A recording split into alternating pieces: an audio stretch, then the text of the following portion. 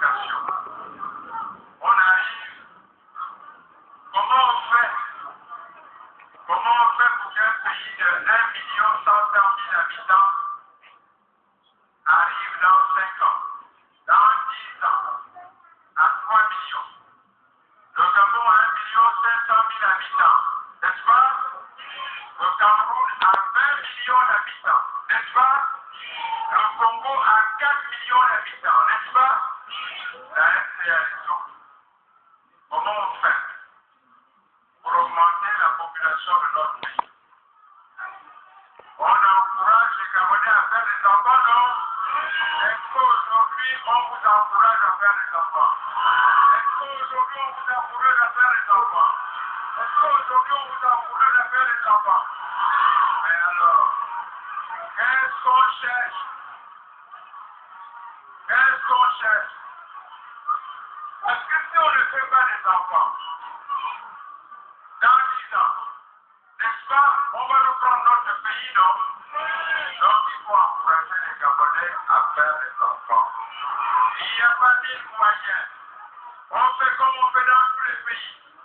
Pour encourager les gens à faire des enfants, on leur donne des allocations.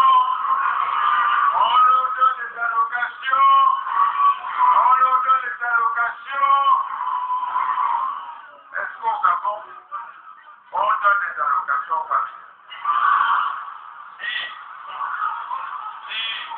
Mais attendez. Mais on donne des allocations familiales à ceux qui n'en ont pas le plus besoin, n'est-ce pas? Dans les autres pays, on donne des allocations familiales à qui? On donne des allocations familiales à qui? On donne des allocations familiales aux pauvres. Mais au Gabon, on donne des allocations familiales à qui? On donne des allocations familiales à qui? Oh non! Mais pourquoi on fait des choses à l'envers? Pourquoi on ne fait pas les choses comme dans les autres pays qui se respectent? À partir du 1er septembre, on donnera des allocations familiales à ceux qui en ont le plus besoin, n'est-ce pas? Ça veut dire quoi? Moi, je vous le promets. Quand j'étais ministre des Affaires sociales,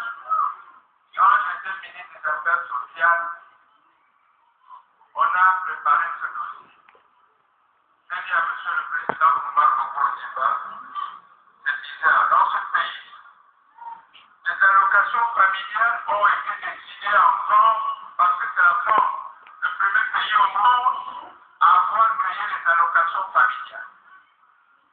La France est le pays qui, au monde, est le numéro 1 au niveau des allocations familiales.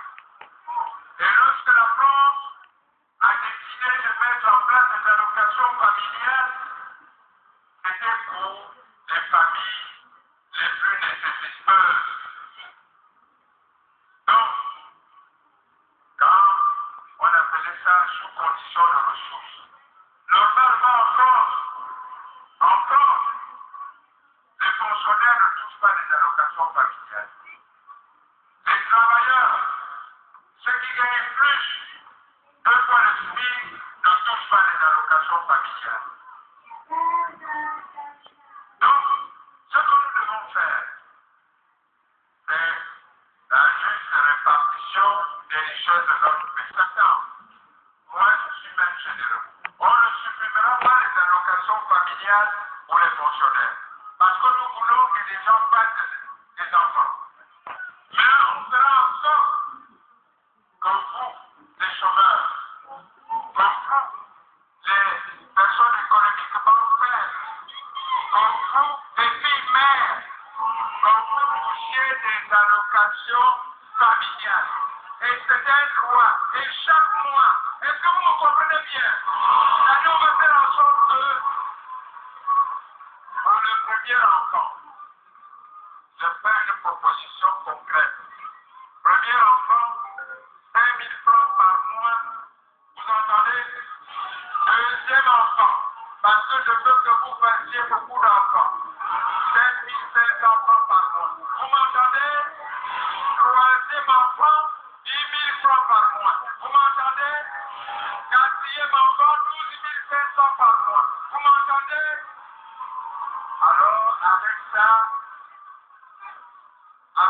si vous ne me faites pas d'enfant, alors que vous pourrez aller à l'hôpital, accoucher.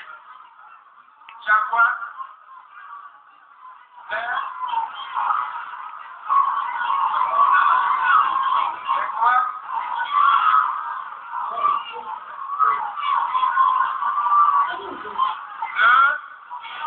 Le sida? Mais non, mais le sida. Le sida. C'est le défi du siècle. C'est le défi du siècle.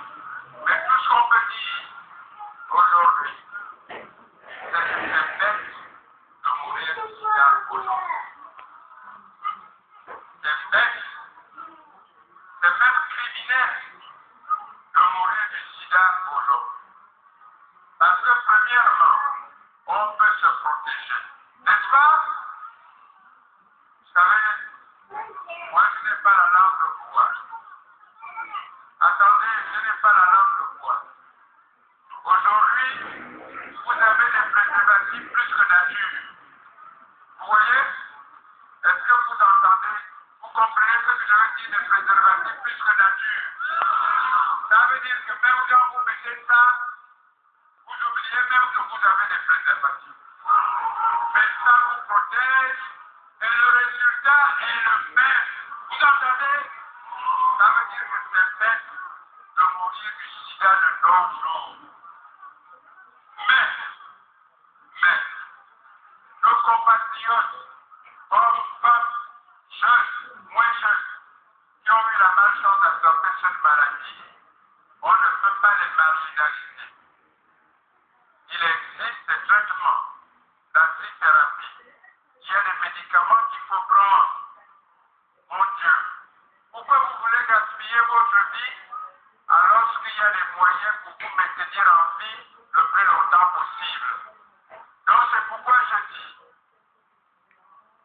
les personnes atteintes du sida, premièrement, doivent être prises en charge à 100%.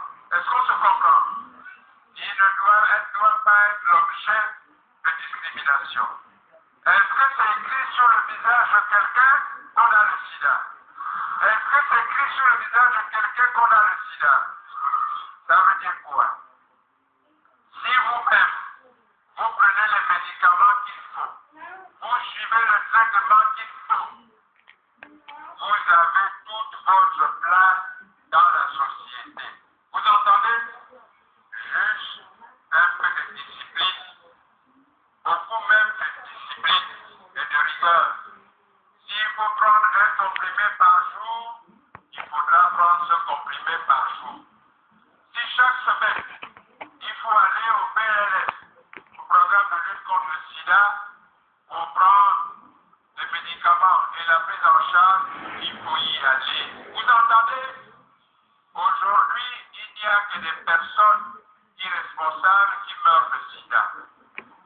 Il y a des gens qui vivent 30 ans, 40 ans avec le sida. Est-ce qu'on s'est compris? Il y a des gens qui vivent normalement avec le sida.